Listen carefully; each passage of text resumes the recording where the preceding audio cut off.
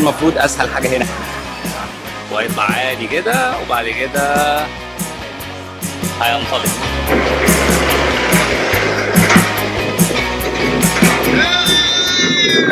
ما ينفعش تيجي هنا بقى جولد كوست في كوينزلاند وما تجيش الموفي وورلد ثيم بارك. ده زي بارك كده، زي في مدينه ملاهي يعني، بس معموله على الستايل بتاع وارنر براس بتاع هوليوود.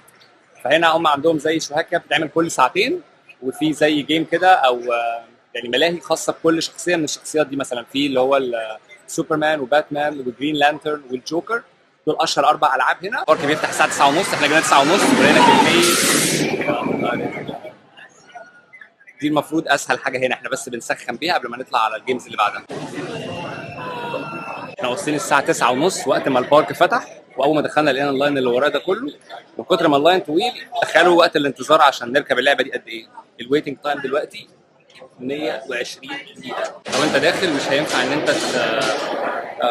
تاخد معاك اي حاجه، تليفونات وكاميرات والحاجات دي، فهم حاطين لك زي لوكرز كده هنا، بحيث ان انت تيجي هنا كده مثلا وتختار انت عايز لوكر، ومعاك مثلا ساعه تحط فيها الحاجه بتاعتك وليها زي تاريخ ميلاد يعني زي باسورد او كده، بتحط فيها حاجتك لمده مثلا ساعه. بعد كده بعد ما تخلص اللعبه اللي انت لعبها او الرايد دي، بتيجي تاخد حاجتك تاني خلال ساعه واحده بس. استنى تقريبا ساعتين عشان نركب بالظبط 30 ثانيه. النهارده انا معايا ضيف هو بيقول رايه. ايه رايك، تستاهل الساعتين؟ تستاهل بس انا غمضت عيني اصلا طول ال 30 ثانيه. يعني مستني ساعتين عشان ال 30 ثانيه وفي الاخر غمض عينه اصلا. بس هي تستاهل الصراحه، الطلعه بتاعتها حلوه قوي. نعمل ايه في الجوكر؟ اعرفش، هو في واحده ثانيه اللي هي احسن واحده بقى، اللي هي الجوكر دي اصعب واحده هنا مفترض يعني. الجوكر متشقلب كمان. الجوكر اطول واصعب. خلص السوبرمان دي كانت اللي هي اللي احنا بنسخن يعني، وبعد كده بقى في اللي هو الباتمان، ده حاجه زي الصاروخ كده عندنا في مصر. وبعد كده في بقى الجوكر. دول ال3 العاب اللي حاليا شغالين. بص هي الطلعه بنت الجزمه دي، بس بعد كده خلاص. وانا حسيت بحاجه فعلا تحس بالطباع. والله هي شكلها مش الصراحه، بس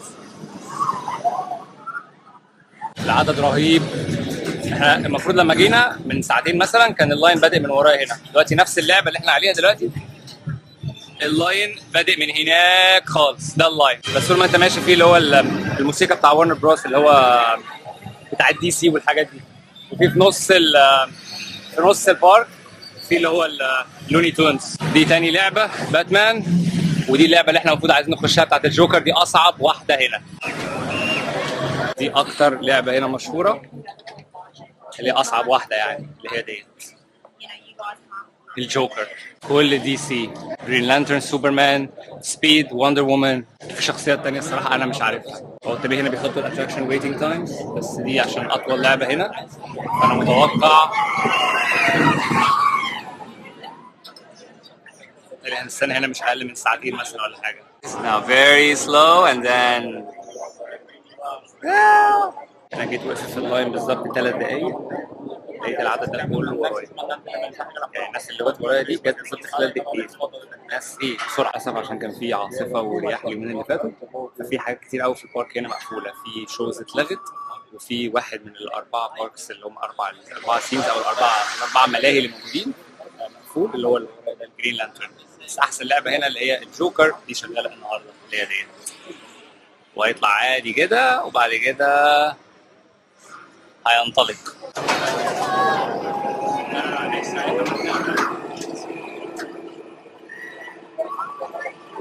الفاست تراك ده موجود هنا في كل رايد هتلاقيه، فلو انت بتحجز وحابب ما تقفش كتير في اللاين، خصوصا لو انت جاي في وقت الهوليداي، يفضل ان انت تختار الحته بتاعت الفاست تراك دي، لان فعلا لو جيت الجنرال اللي هو الناس العاديه هتقف حبه حلوين. احنا بقى لنا تقريبا داخلين في ساعه ونص ولسه قدامنا نص ساعه كمان. احنا بقى لنا تقريبا ساعتين واقفين، اكتر كمان من ساعتين، ولسه قدامنا اللاين اللي ورا ده نستويها.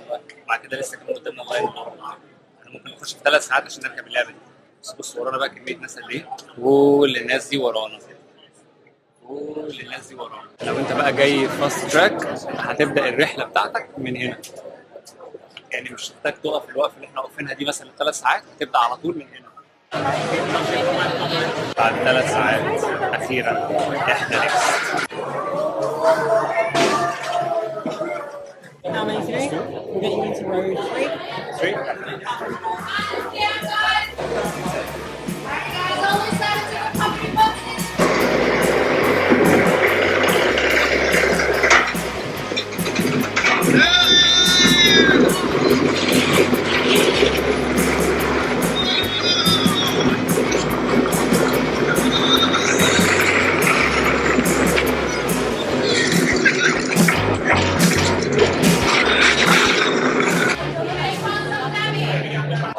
did it.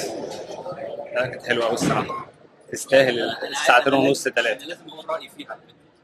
قول يا سيدي رايك. انا غمضت عيني الطريق كله. انا الصراحه عمري ما شفت حد يركب لعبه ويغمض عينه طول الطريق.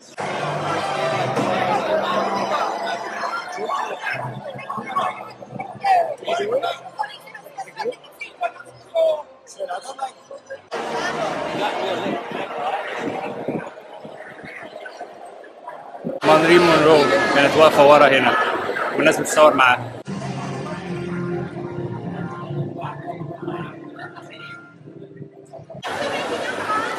عالم تاني خالص هنا.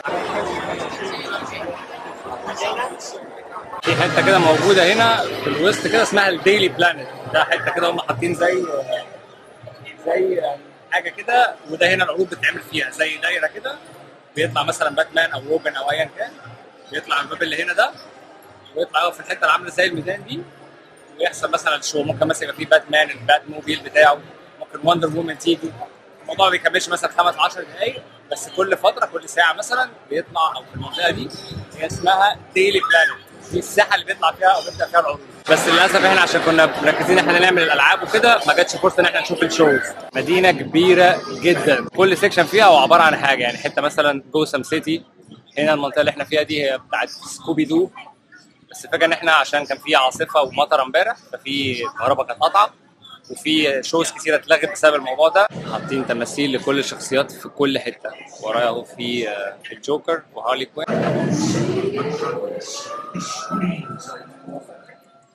كتر التفاصيل، المكان اللي هو ضاغط فيه برجله، العربيه نازله فيه سيكا، هم مهتمين بالتفاصيل حلوه قوي الصراحه. ده كده كان فيديو النهارده، حاولوا تيجوا في اي وقت خلال الاسبوع، ما يكونش في بابليك هوليداي وما يكونش في ويك اند. لو تعرفوا المكان حلو قوي هنا، هتعملوا كل حاجه، صور، تذكارات، العاب، اكل، شرب، كل حاجه.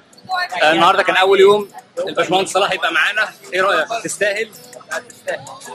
تستاهل الصراحه. ده كان فيديو النهارده، اشوفكم الفيديو الجاي، سلام. لايك سبسكرايب. باي.